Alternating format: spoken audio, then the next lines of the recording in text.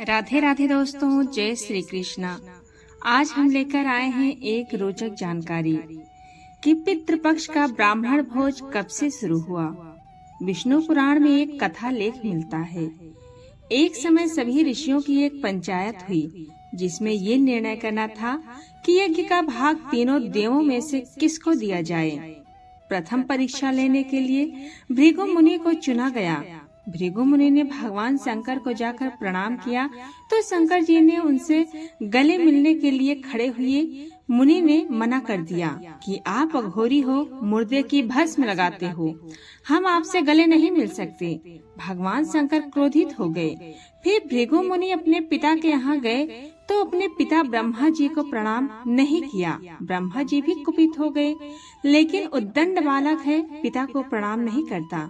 भृगु मुनि बैकुंठ धाम गए तो भगवान विष्णु सो रहे थे, तो सोते हुए विष्णु की छाती में जाकर लात मारी। भगवान विष्णु ने ब्राह्मण का चरण पकड़ा और कहा, ब्राह्मण देव, आपका चरण बड़ा कोमल है, मेरी छाती बड़ी कठोर है, आपको कहीं लगी तो नहीं। प्रभु मुनि ने तुरंत भगवान विष्णु के चरण छुए और क्षमा याचना करते हुए कहा, प्रभु, यह एक परीक्षा का भाग था जिसमें हमें ये चुनना था कि यज्ञ का प्रथम भाग किसको दिया जाए, तो सर्वसम्मति में आपको चुना जाता है।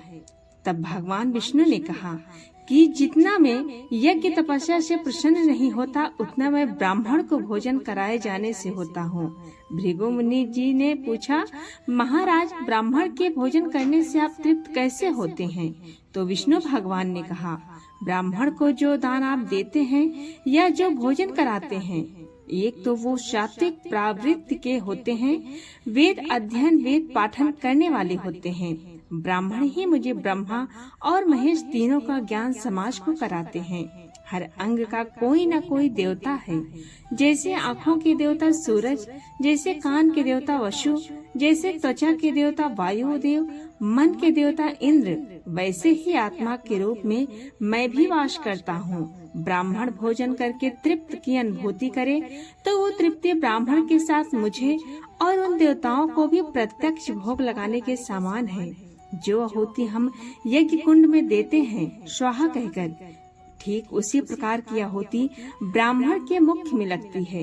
इसीलिए ये परंपरा ऋषियों ने प्रारंभ की है कि कोई भी धार्मिक कार्य हो तो ब्राह्मण को भोजन कराया जाए, जिससे प्रत्यक्ष लाभ मिले। कहते हैं ना, आत्मा शो परमात्मा, हमारे पूजा पाठ हवन इत्यादि का फल तभी हमें मिलता है जब परमात्मा प्रसन्न होता है। आस्तिक मन से किया हुआ पुण्य दान अवश्य फलता है और सात्विक व्रति वाले को ही दान पुण्य भोजन कराना चाहिए। हर पूजा पाठ के उपरांत दक्षिणा और भोज अवश्य कराना चाहिए। ये आपकी यथाशक्ति पर निर्भर है। अगर ब्राह्मण सात्विक वृत्ति का है, आप जो भी उसे दोगे, जो भी खिलाओगे, उसी से प्रसन्न हो जाएगा। चाणक्य का एक श्लोक है, प्रणाम भोजना तुष्यन्ति मायुरा, घन गर्जिते साधवा पर संपत्तौ खला पर विपत्तिषु।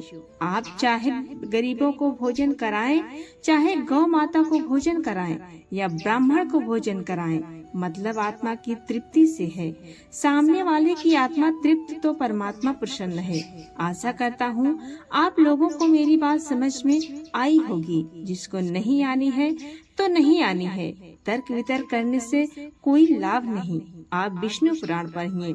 सर्वपित्र अमावस्या के दिन की गौ माताओं को दिया हुआ भोजन गौग्रास सीधा पितरों को प्राप्त होता है, जिससे पितृदेव तृप्त होते हैं और आशीर्वाद देते हैं, जिसके फलस्वरूप घर में सुख संपत्ति, धन धान्य, वंश में वृद्धि, संतान प्राप्ति होती है। इसीलिए आज पितृ पक्ष श्राद्ध पक्ष की सर्व पितृ अमावस्या के अवसर पर अवश्य यथा संभव गौ सेवा करके पुण्य लाभ अर्जित करें और अपने पितरों पूर्वजों को श्रद्धा पूर्वक विदाई करें। आइए जानते हैं सर्व पितृ अमावस्या की कथा और उसका महत्व। आज 21 सितंबर सर्वपितृ अमावस्या है। पितृ अमावस्या वैसे भी बड़ी अमावस्या मानी जाती है। इस दिन भूले बिसरे अपने सभी पितरों की आत्मा की शांति के लिए श्राद्ध किया जाता है। शास्त्रों में 21 पीढ़ी तक के पूर्वजों के श्राद्ध का विधान बताया गया है, किंतु आज के समय में अपने 21 पीढ़ियों के पूर्वजों की तिथियों को याद करना असंभव है।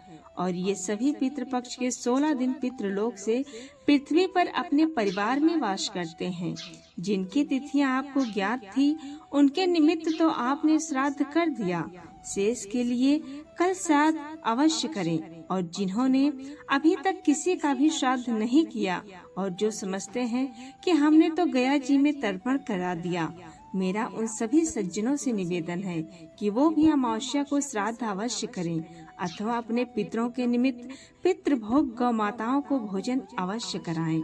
देखिए, गया जी की महिमा है कि वहाँ पिंडदान, तर्पण इत्यादि से सभी पितरों को मोक्ष मिल जाता है, इसमें कोई संदेह नहीं। ये गया जी की महिमा है। किंतु भागवत में धुंधकारी के विषय में यह प्रसंग आता है। जब वह प्रेत योनि में होता है तो गोकर्ण जी कहते हैं, मैं तो तेरे नाम का गया जी में पिंडदान, तर्पण इत्यादि कर चुका हूँ, फिर तो कैसे प्रेत योनि में चला गया? व्यास जी से जब इस पर स्पष्टीकरण मांगा गया तो उन्होंने बहुत सुंदर निवारण किया। वो कहते हैं, ये सत्य है, गया जी में पिंडदान तर्पण से मोक्ष की प्राप्ति होती है। और ये भी सत्य है, गोकर्ण जी ने अपने सभी परिवारी जनों का तर्पण कराया था, सबको मोक्ष मिल भी गया।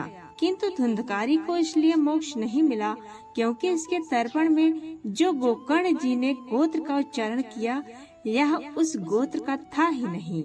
ये आत्मदेव धुंधली का पुत्र ही नहीं था, ये धुंधली की बहन का पुत्र था जो चुपके से इसे दे गई थी, इसीलिए इसको मोक्ष नहीं मिला।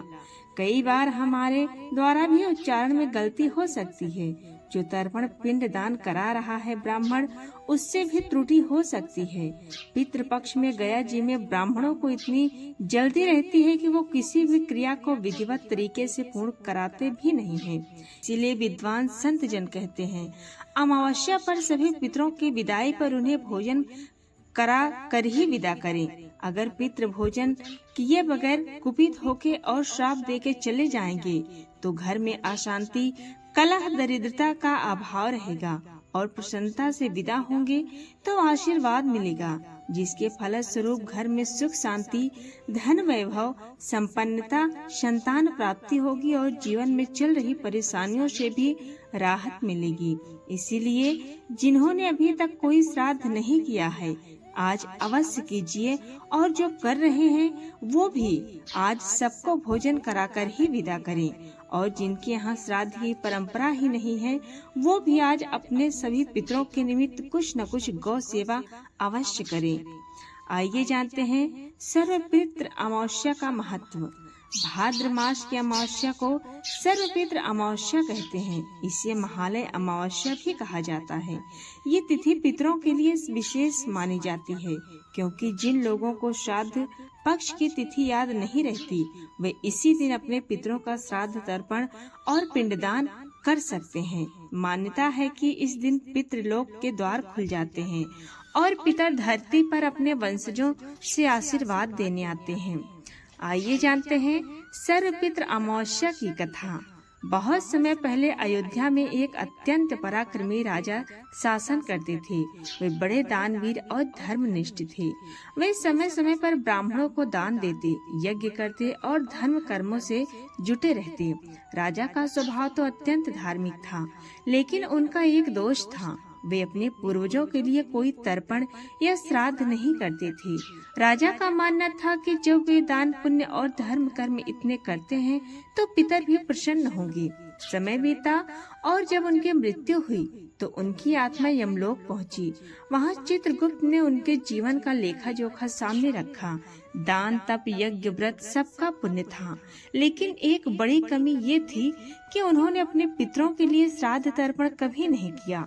इस कारण उनके पितर अत्यंत दुखी हो उठे। वे बोले, हे यमराज, इस राजा ने हमें जल और तर्पण तक नहीं दिया, इसीलिए चाहे इसने कितना भी पुण्य किया हो, इसे स्वर्ग का अधिकारी मत बनाओ।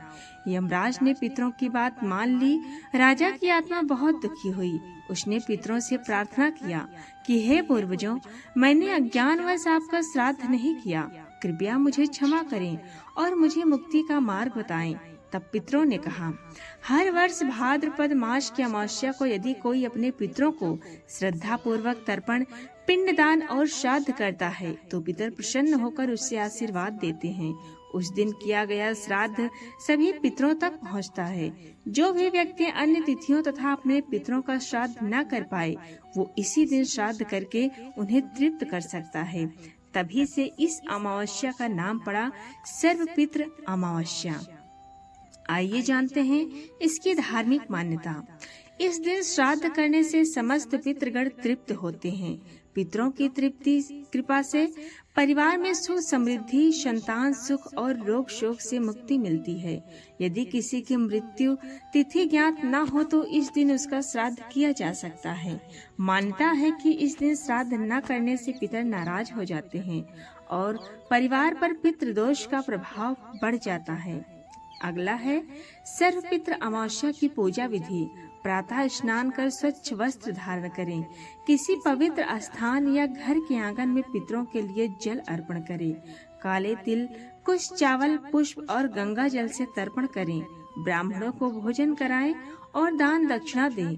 गौ, कुत्ते, कौवे और गरीबों को अन्नदान अवश्य करें। संध्या समय दीपक जलाकर पितरों का स्मरण करें और उनसे आशीर्वाद मांगें।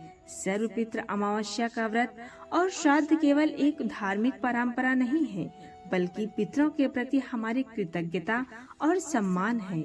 इस दिन पितरों का स्मरण कर हम उनके आशीर्वाद से जीवन को सुख समृद्धि और शांति से भर सकते हैं। तो ये रही दोस्तों महालय अमावस्या की जानकारी, कथा और महत्व। कैसी लगी कमेंट में जरूर बताएं और पसंद आई तो हमारे चैनल को सब्सक्राइब जरूर करें।